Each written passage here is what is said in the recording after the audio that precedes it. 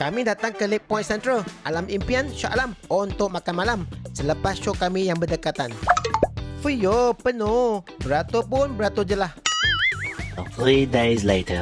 Kalau lapar, dah pensan. Harga sini sangat berpatutan. Pilihan menu tidaklah begitu banyak, tapi lauk standard semuanya ada. Turnover sini memang laju.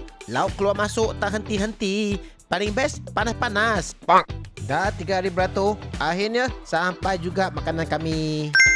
Saya order nasi lemak paru dan Ipin order nasi lemak ayam goreng. Kami juga order satu mihun untuk kongsi bersama. Mihun sedap, very flavorful, tapi terlebih berminyak sedikit. Oh no! Ipin makan nasi lemak ayam goreng berempah. Tengok muka dia je, dah tahu sedap ke tak. Portion sini memang besar. Sambal nampak menarik. Alamak, sedap ke ni? Wow, paru sini padu. Kepedasan sambal sini just ngam. I love it. Nasi basmati dengan aroma dan kelemakan yang seimbang. Just perfect. Saya tak berapa review air, tapi saya nak puji air sini memang outstanding. Ini bagi saya wajib order. Teh aisnya dan juga green tea matcha. Sedap gila.